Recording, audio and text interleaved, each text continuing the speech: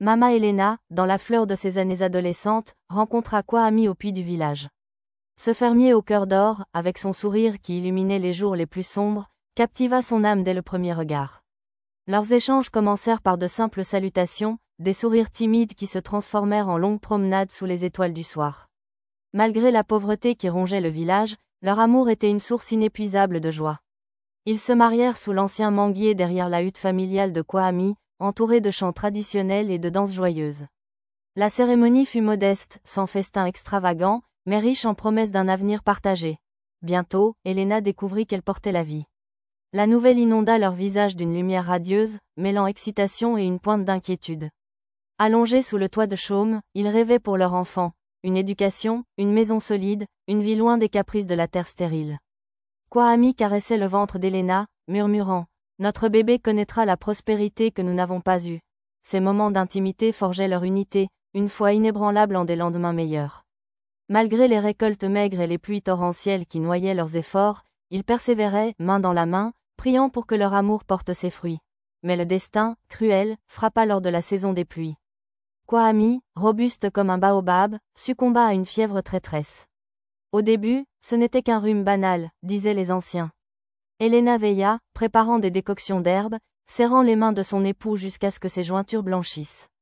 Elle masquait ses larmes, lui offrant un visage d'espoir, mais la nuit venue, seule, elle sanglotait, craignant que l'enfant ne connaisse jamais son père. Les jours s'étirèrent en un supplice, le corps de Kwame s'affaiblit, sa voix devint un murmure. Une aube grise, sa respiration s'éteignit. Elena tint sa main froide, le monde s'effondrant autour d'elle. Le village pleura avec elle, mais la réalité la rattrapa. Veuve, enceinte, seule face à un horizon impitoyable. Après l'enterrement sobre, sous un ciel plombé, la vie du village reprit son rythme indifférent. Les vêtements de Kwame pendaient encore dans la hutte, fantômes accusateurs. Chaque sillon du champ rappelait ses mains calleuses. Elena, le ventre alourdi par les coups de pied de l'enfant, n'avait pas le luxe du deuil. Elle laboura la terre pour survivre, tissant des paniers de palmiers pour un maigre revenu.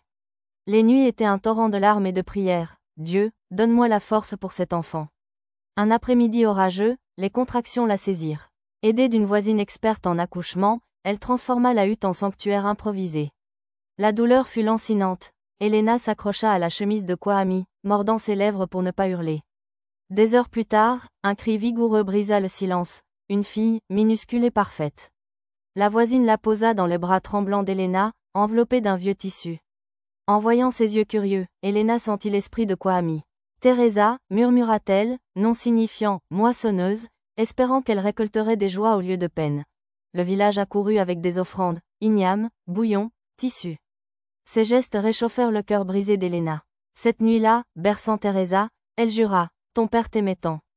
Je te donnerai tout ce que nous n'avons pas eu ». Le lendemain, les responsabilités l'assaillirent. Avec Teresa dans un bras et des matériaux de tissage dans l'autre, elle affronta le monde. L'amour pour sa fille devint sa force, une lumière dans l'obscurité, transformant le chagrin en résolution farouche. Les semaines post-naissance furent un tourbillon de fatigue et de détermination pour Mama Elena. Teresa, ce petit être hurlant de faim, devint son ancre. Elle reprit le chemin des champs avant l'aube, attachant la bébé contre son dos avec un pagne usé. La houe en main, elle labourait la terre rouge, semant maïs et tomates sous un soleil impitoyable. Chaque épi, chaque fruit vendu au marché rapportait un sou précieux, non pour son confort, mais pour l'avenir de Teresa. Les nuits, épuisée, Elena tissait des paniers à la lueur d'une lampe à huile, les doigts agiles malgré la douleur.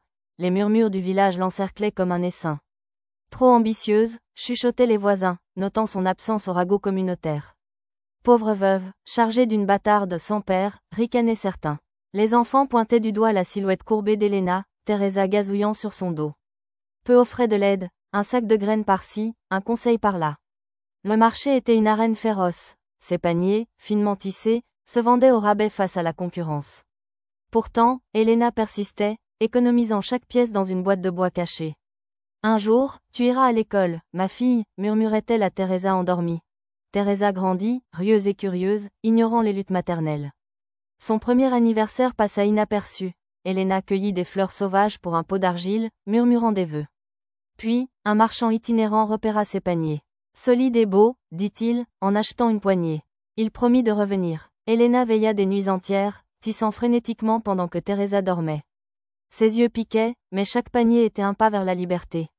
À l'aube, elle retournait au champ, nourrissant Teresa au milieu des herbes. Le marchand revint, payant plus qu'elle n'avait jamais vu. Avec cet argent, elle acheta des graines supérieures, un pot de cuisine usé et une couverture pour Teresa. Bientôt, d'autres acheteurs vinrent. Ces paniers ornaient les étals des villes. Les villageois, jadis moqueurs, changeaient de ton, certains demandaient des conseils de tissage. Elena partageait généreusement, son cœur restant bienveillant. Elle n'était pas riche, mais un filet d'argent coulait, stable. La boîte se remplissait, elle imaginait Teresa avec un cartable, non un panier. Pourtant, les jugements persistaient. Vends la terre, trouve un homme, conseillait les commères.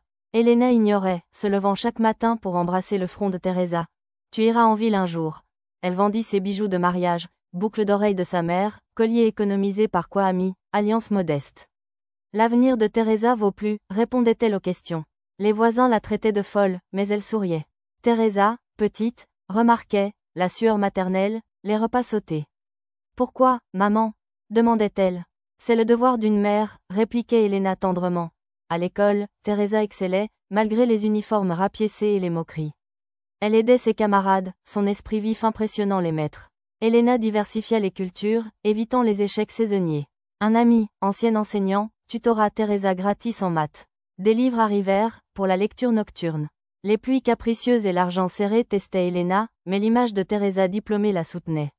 Le fruit parlera pour lui-même, se disait-elle face au rire. Lentement, l'admiration remplaçait la pitié. Elena grimpait, un panier à la fois, vers un horizon plus clair. Teresa grandit en éponge à savoir, marchant des kilomètres à l'école, pieds poussiéreux. Elle aidait Elena au champ pendant les vacances, semer, sarcler, arroser. Souviens-toi de tes racines, enseignait sa mère. Avec les gains des paniers et récoltes, Elena répara la hutte, ajoutant un toit solide, et offrit des chaussures neuves à Teresa, un luxe qui fit pleurer la fillette. Les ragots s'estompaient, voisins demandaient l'aide de Teresa pour lire des lettres. Elena priait, humble, attendant le jour où Teresa brillerait. Le principal convoqua Elena, peur au ventre, elle craignait des dettes. Au lieu, un sourire. Teresa est brillante, une bourse pour le lycée en ville. Elena, incrédule, écouta, une fondation aidait les talents ruraux. Dossiers, essais, entretiens s'ensuivirent. Teresa, coachée par ses maîtres, brilla à l'interview, parlant ambition et sacrifice maternel. L'attente fut torture, prière nocturne d'Elena. Puis, la lettre, acceptée. Elle s'enlacèrent en larmes. Le village réagit mixtement. Joie pour certains, envie pour d'autres. Elena vendit une parcelle de terre, douloureux, mais nécessaire, pour frais annexes. Sur le départ, sous les étoiles, elles prièrent. Le bus brinque-ballant emporta Teresa, valise modeste en main. Le voyage transforma le paysage, champs en route pavée, hutte en immeuble. À la gare, un représentant la guida au dortoir. L'école citadine éblouie, bibliothèque immense, classe high-tech. Teresa, intimidée par les riches élèves, s'adapta vite. Son accent rural attira moquerie, mais son intelligence en biologie, chimie, littérature impressionna. Elle étudiait tard, rattrapant les lacunes villageoises. Les défis affluaient, cafétéria labyrinthique, bruit des dortoirs, préjugés sur ses vêtements simples. Pourtant, Teresa fit amie avec Anna, partageant repas et devoirs. Elle raconta son village, fière. Elena, seule, sentit le vide. Lettre de Teresa, portée par voyageurs, la réconfortait. Des mois en un an, Teresa mena club d'études, jamais oubliant ses racines. Elle rêvait d'emmener Elena en ville, en voiture confortable. Au lycée, honneur plure, université sur bourse et aide.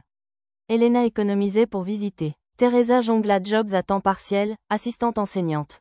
Elle rencontra Daniel, soldat au church communautaire. Leur amitié naquit de discussions familiales, son admiration pour son respect maternel grandit en amour profond. À l'approche de l'université, Teresa visualisait sa revanche, montrait que les sacrifices payaient. La ville l'ouvrit au monde, mais son cœur restait ancré au village, battant pour Elena. Les défis forgeraient sa résilience, préparant un retour triomphal. L'université fut un marathon pour Teresa, bourse méritée, jobs pour vivre. Elle excella, aidée par Daniel, dont l'amour respectueux la soutenait. Leur lien, forgé à l'église, devint pilier. Enfin, la graduation approcha. Elena économisa pour venir, mais Teresa ourdit un plan, rentrer au village en gloire, prouvant les sacrifices fructueux.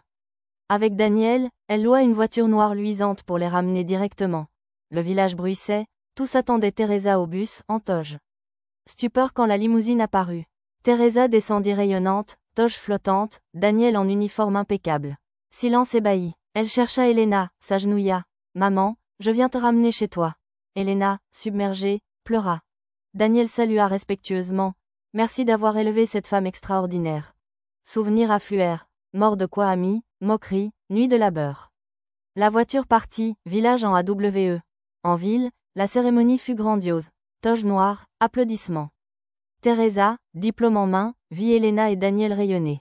Gratitude l'envahit. Route poussiéreuse, études à la lanterne, larmes maternelles, tout vaincu.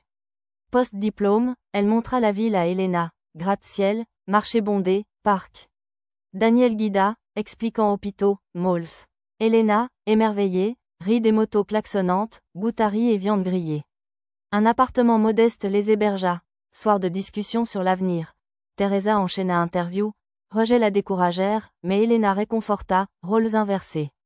Persévérance paya. Poste d'exécutif junior dans une grande firme. Salaire mirobolant. Elle grimpa vite, apprenant, innovant. Elena s'adapta. Promenade, marché fascinant. Daniel visitait, sortit parc ou resto. Leur trio s'épanouit. Elena taquinait Teresa sur le « beau soldat ». Bientôt, promotion et augmentation pour Teresa. Secret, elle chercha maison, 3 chambres, jardin. Avec économie et prêt, elle l'acheta. Excursion surprise, voiture s'arrête devant la demeure charmante. Maman, c'est pour toi, dit Teresa, voix tremblante. Intérieur neuf, peinture fraîche, meubles, photos encadrées, graduation, Kwame. Elena s'effondra en larmes sur le sofa. Je n'ai jamais regretté ta naissance. Daniel, complice, sourit ému. Ils explorèrent, cuisine luisante, chambre douce, jardin pour fleurs. Repas simple au crépuscule, enveloppé de chaleur. Nouvelle au village, admiration remplaça moquerie. Certains exagéraient leur lien avec Teresa. Elena visita, aidant voisin, humble.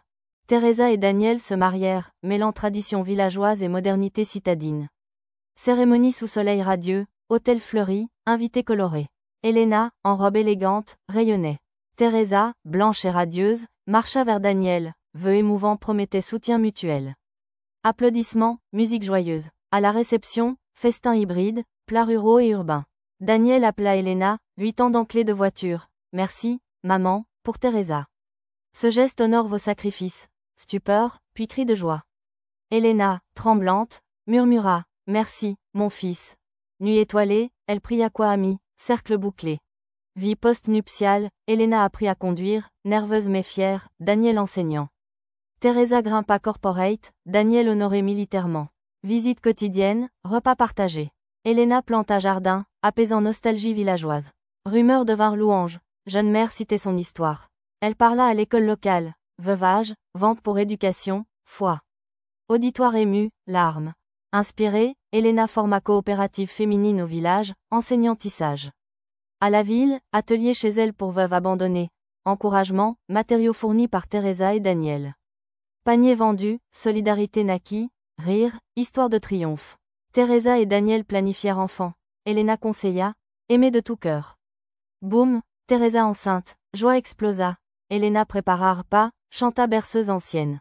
Naissance, garçon vigoureux, nommé Kwame.